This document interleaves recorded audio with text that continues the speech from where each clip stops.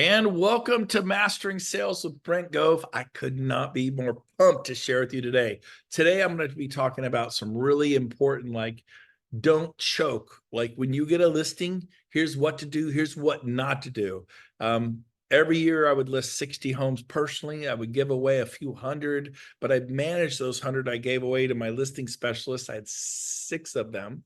And I kept the 60 peaches. I kept the 60 homeowners that were so nice. They bake you cookies, they give you gifts. They were coachable, teachable. They had big, expensive, nice, beautiful homes. Who wants to keep those and let the hard ones that are an hour away or 2 hours away, or the sellers are just mean, nasty, like rattlesnakes? I let my 6 listing specialists have those. It's a rite of passage. So we're going to give you advice on what to do with listings. You'll be like blown away, but I'm going to save that for the second half. First half is this. It's critical as a buyer that you build a relationship with the listing agent. People don't understand that. So I want to break down what that means. It's tantamount. How many of you listings? Wave at me if you're a listing agent. If you've had listings, wave at me. 1, 2, 3, 4, 5, 6, 7. A lot of you. Hey, good. 9. Jim, I saw that, Jim Fury. Good to see you, buddy. So here's the deal. How many of you listing agents have just had an offer appear in your inbox with like no communication, right? Wave at me if you've just had offers show up that was little to no communication. That is a good way to get stepped on, to lose. That is horrible. So you buyers out there, you need to communicate. Talk, text. So what do you mean? Text them, email them, find them. I can't reach them. Call their office. Hey, it's really important. I meet Bob Anderson. Do you have a way to reach him? I keep getting voicemail. Do you have a cell phone? It's critical. We're working on a transaction. You're about to write him an offer and he's hiding from you because he don't want you to have his phone number, right? A lot of these listing agencies voicemail. Oh yeah. Or I look them up on Facebook. You look them up on YouTube and you find their number. Be a detective, and then you call. I'll call them 2, 3 times in a row from my cell phone, my wife's cell phone. I'll grab a friend's cell phone. I have a friend here with me today. I'll just call. And then curiosity does what? Killed the cat. It's terrible saying, but it's true. By the way, this is my friend. Oh, Lizette. It's Lizette. Lizette. Lizette, yes, see, we're really close.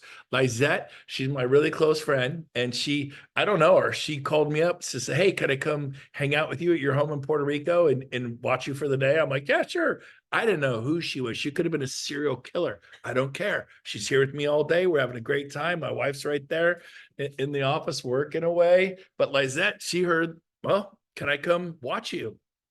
I did this 18 years ago. I sat in Jay Kinder's office and watched him for a day. She'd been sitting there, right there in that chair all day, cute as a button, watching me do Zoom after Zoom after Zoom, call after call after call.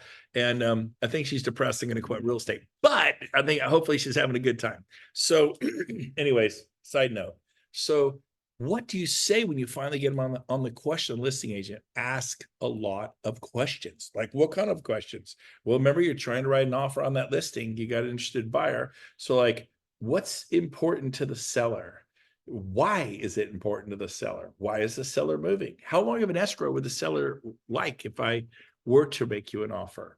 Right?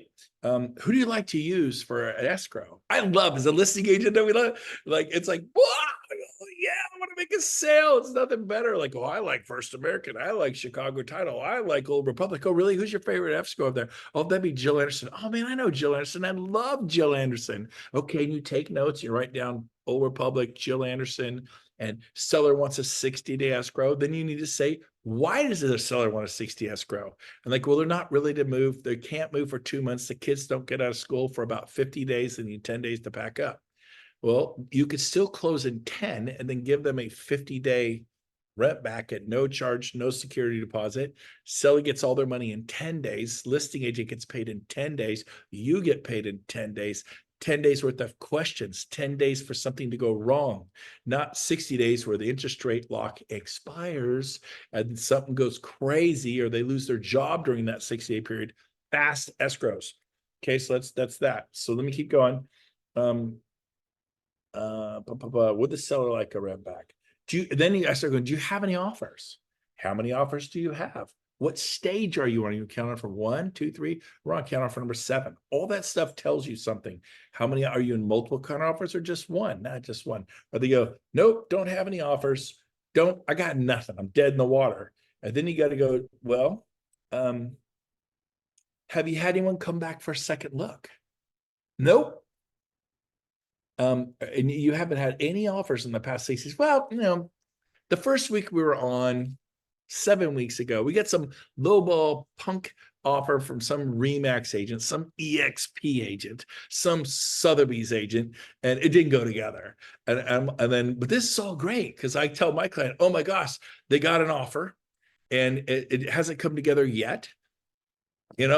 If someone has, and then they go, you have a second showing? Yeah, we get a couple coming. I always ask, where are they from? Now, every city has a city that's better, that's super pricey, and they're selling at a high price and retiring to your city. In Sacramento, that is San Francisco and San Jose. So think of where you live. Where do people downgrade? Like even in LA, Orange County, you're in Orange, whatever it's called, Orange, City of Orange, whatever it is called, Orange. Oh golly. But the point is, there are some places in LA that are expensive, but compared to Beverly Hills and La Jolla, they're cheap, right? And some people sell and they move to Cucamonga from here because it's more affordable. So I was asked where they coming from to see it for a second time. Oh, they're coming from San Francisco. I tell my client, I go, when are they coming? Oh, they're going to be there tonight at 7. I said, okay, we got 3 hours to buy this house. Sense of urgency. You got someone coming for a second time. Let me ask you a question, David Mills, Pam Teresi, Philip Ma. Would you go look at a house for a second time because you're not interested? Why would you go back to have a second look? What does that mean? I make them answer the question, Eric. And they go, well, I think they're interested. You darn straight they're interested. Now, this home is $900,000. It's 4,500 square foot with a pool, 3-car garage, and a view. You know what that costs in the Bay Area? $3 million. Their excitement-ometer is going to be here. We've got 3 hours to go get this house before they come back. We're going to go look at it. We're going to go write an offer. I'm going to have it presented within 5 minutes. There's an art to getting your offer presented within 5 minutes. I get my offers presented within 5 minutes every time. You guys wait. All offers presented Monday night, Tuesday night. We can talk about last week. And I do the if I write you a full price or over full price offer, close in 10 days, as is.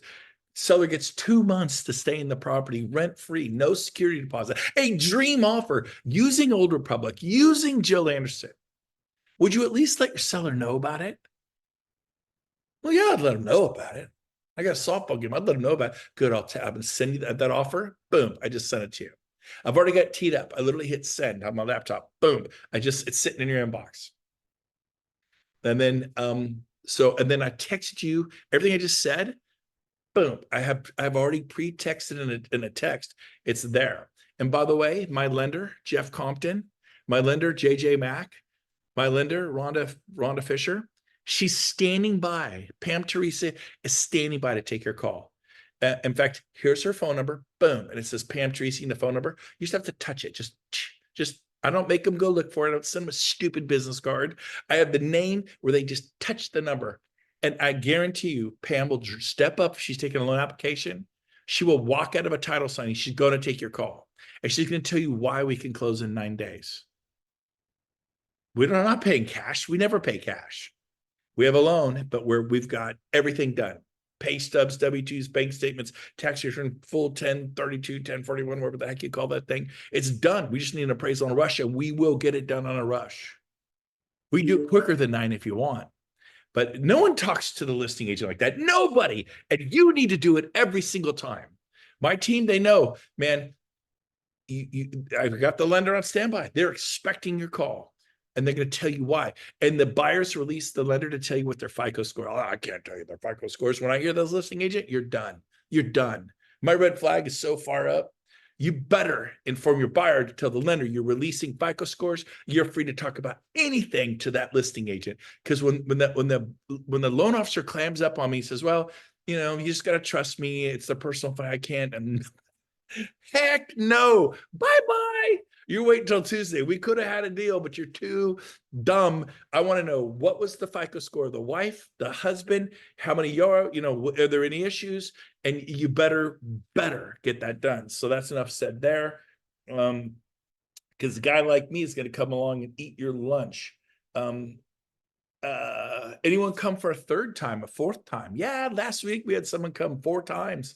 Thought they're gonna make an offer, but I guess not. I'm like, oh my gosh, they have someone coming at 7. They had a couple come, they've come 4 times now.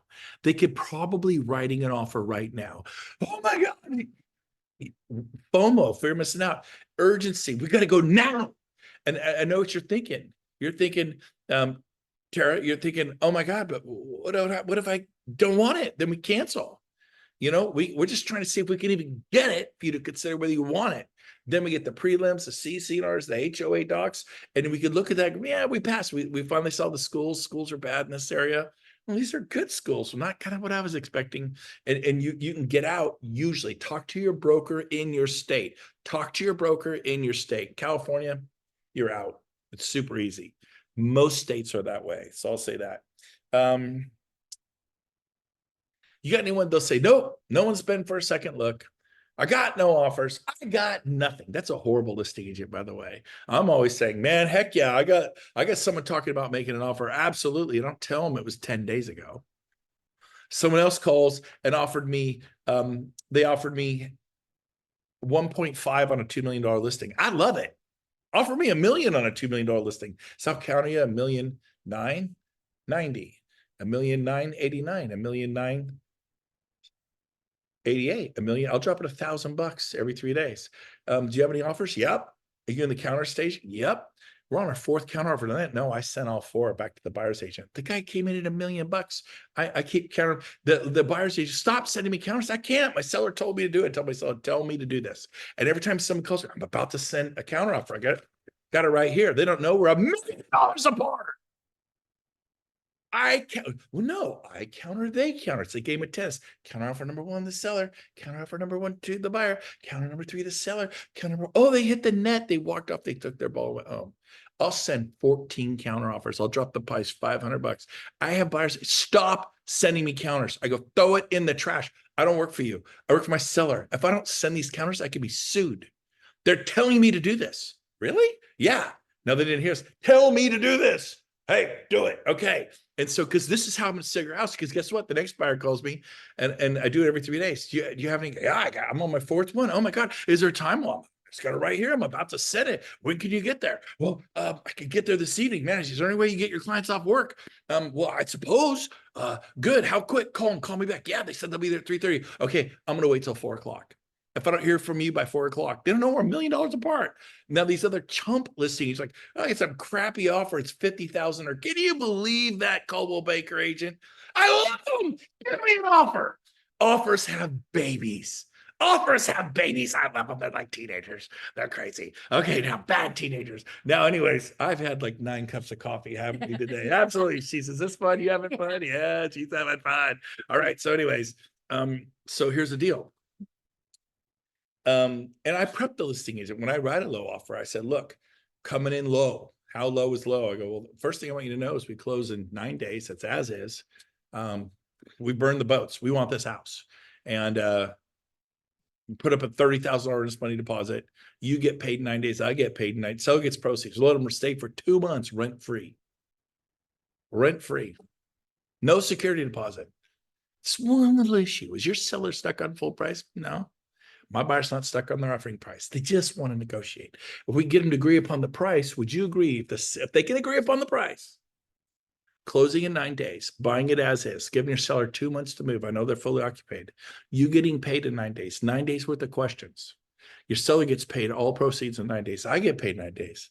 Is that good? We just got to get the price. So would you hang in there with me? Will you work with me together?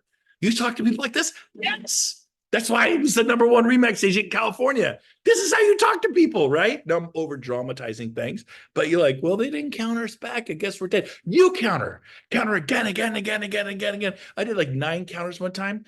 The agent stops the 9th counter. They accepted all from me. Boom, boom, boom, boom, boom, boom. They didn't appreciate the home. They went out looking next 2 weekends. Counter number 9, they signed it, sent it back. We're in escrow. So the truth is, yes, it is available, and barely, because I'm good at what I do.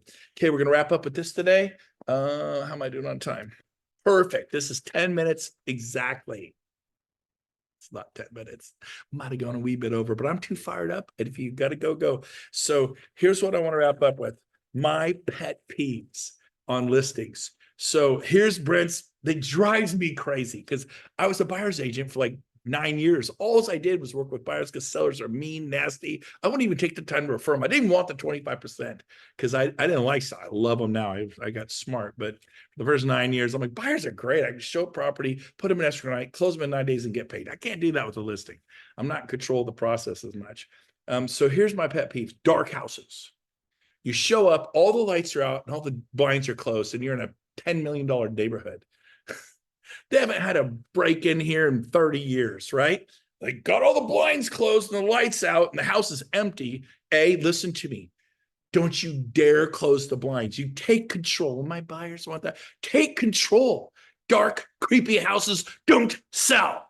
Open every blind and don't have some blinds like this, some blinds like this, where they'll do this. Get them all exactly right. Be a little OCD. It freaks me out to see what's 12 feet. I can't fix the little louver. So like, it's my OCD. It drives me crazy.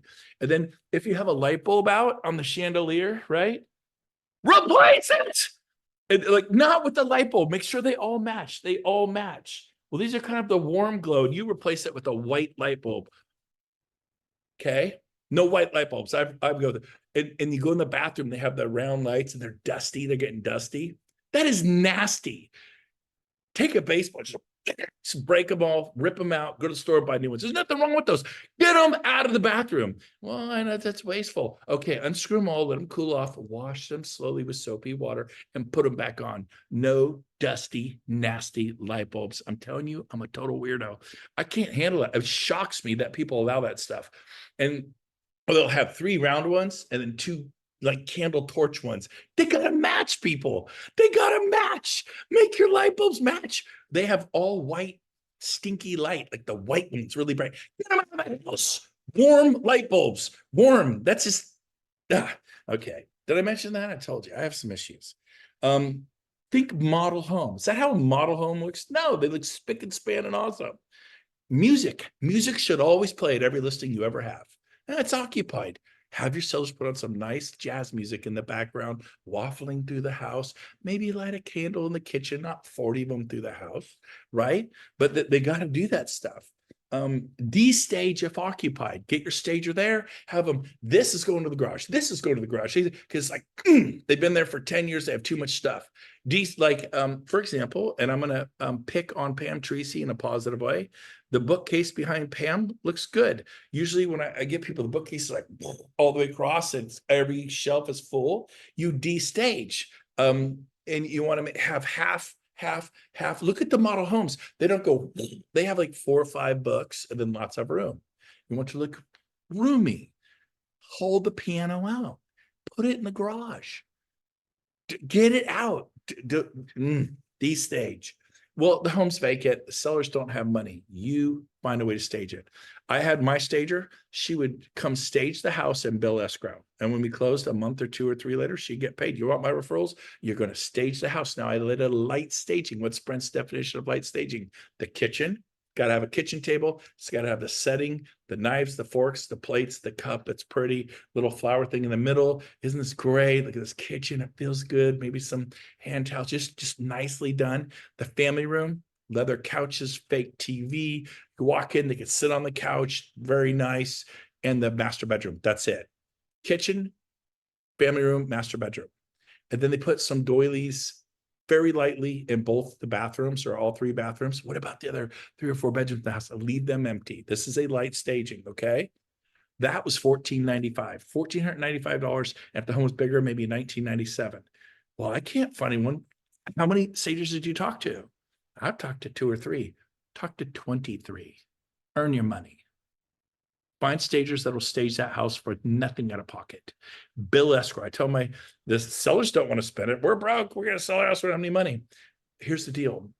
Name one builder that has you see model, the Tuscany model with the 2,700 square foot floor plan, the Everest model with the 3,800 square foot floor plan, and the Napa model with 5,500 square feet. There isn't one. Not a builder in America would put a vacant home on the market.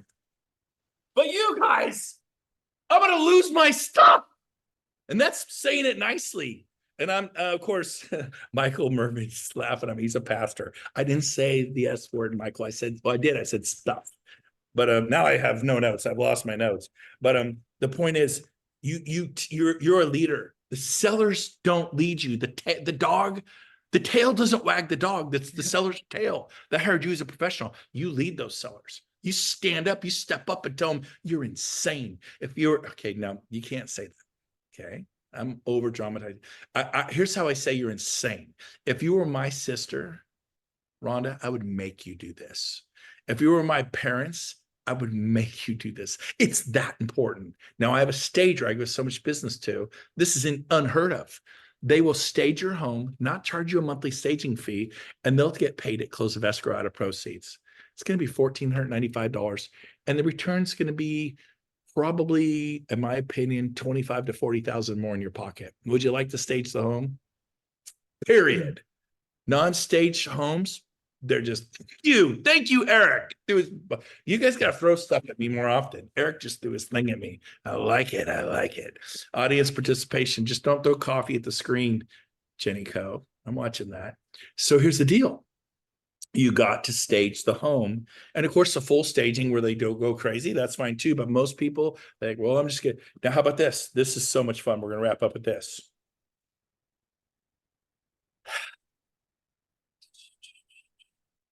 Virtual staging.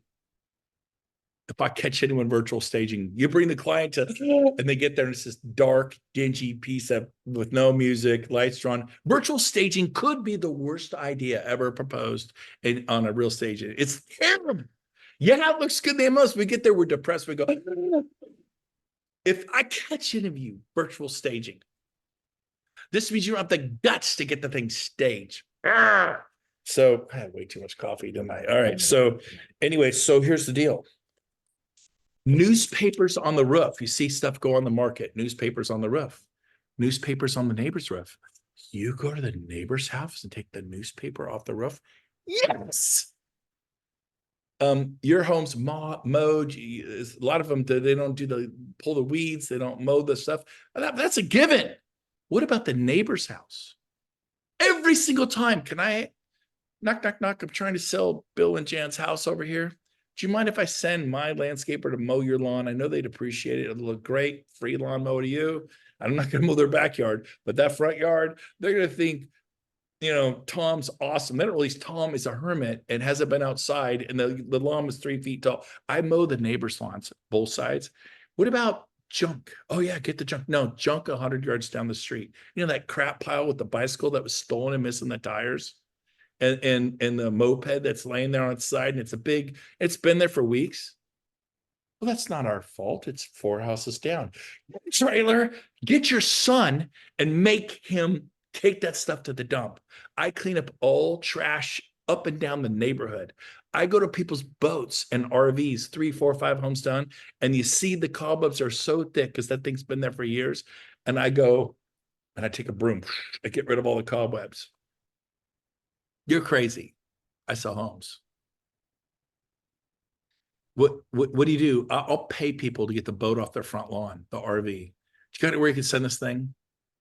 I'll give you $500. This thing's got to go. Just a different level of intensity, okay? Get radical, okay? Clean the chimney, obviously. Fix the dry rot. Repair sheetrock. You see the water damage. You look up there. I got some sheetrock up there. You see water damage. I don't have any, but if you did, that's a shadow. But if you did, repair it, because the home inspector, yeah, you got water damage here. That probably black Stachybotrys mold back there. A few people died this year from that, but I'm sure you're going to be okay. Cut the sheetrock out, get that thing repaired, send a roofer up on the roof, negate that stuff. God, I love this. This is so fun. Turn every light on in the house. Well, I want to save energy. This is not the time to save energy. Look at it. I got all those lights on right now. Even behind me, no lights are out. No lights are out. If a light bulb comes out here in Puerto Rico, I call an electrician. They're like hockey puck lights. It's confusing. That's seriously. I call an electrician to replace my light bulbs here. It's not easy. So here's the deal. every light's on. I mean, every light. The room's funky because it's fake it. You stage it. It's missing light. I need a light in here. I need a little light. I didn't have to have that light on, but it's on right there. It's extra lighting because I like lights. That one actually is having an issue, and I have a electrician coming out to fix that because a torch lamp, something, I don't know what happened with that, but I am having that fixed. But my home's not on the market either. You wouldn't see it if it was on the market. So I think I made my point. Did I mention getting radical, planting flowers? I'll say when we'll end with this. You know what I do if the lawn's dead? There's biodegradable paint. I've had brown lawns and I paint it green. It looks awesome. It looks like Augusta. It looks like Pebble Beach. It looks like the Masters. You're like, oh my, it is completely dead. In the comments, we put lawn is completely dead. In the disclosures, lawn is completely dead, has been painted with food coloring or biodegradable paint. They sell this stuff. I paint lawns front back. You just poop it out on the market. And man, I had way too much coffee. But anyways, you get the idea. I need you. And my stuff sells. Boom, it sells because it looks great. You sew your boat, detail it, clean it, the upholstery, everything, your car. You don't burp this stuff out of the market. Agents do it all the time. They take the pictures with their iPhone. I make fun of them. When you go on a listing presentation, bring some bad ones. You see them. I had one where the dog was squatting in the front yard taking a, and it was in the main picture. I go, is this what you want? Had another one where the woman's got pool toys and she's walking in the back of her pool and she's trying to hurriedly get everything out for the photographer and she's in the picture. Had another one with the little sweeper that cleans the pool. I go, now look at mine. The sweeper, there we have one. We took it out for the picture. It looks beautiful. The sweeper is ugly to look at. I pull it out for showings. The toys, everything. And here's our photography done by a professional photographer. And I pick. Of course, I'm looking for the darkest rooms, the most horrible shot. You know, they don't even know how to frame them right in the MLS. And I go, this is what you get when you hire somebody else. Here's what you get with me. And I take my very best listing. You can show your best one that you ever shot again and again and again on every listing presentation. It's almost like right. And you take something ridiculous and I go, this is why you're going to hire me. They're like, oh boy, you're right. I'm hiring you. So hope you enjoyed it today. I kind of went way over, but I love picking on listings that are done right. Thank you, Eric. Eric's still throwing stuff at me. Anna Marie, you're cute. I like you. All right. We'll see you guys, Tara. Thank you, Michael. Love you guys. Have a good day. We'll see you. Be good. We'll see you next week from El Dorado Hills, Northern California. We'll be broadcasting live. We'll see you. Bye-bye.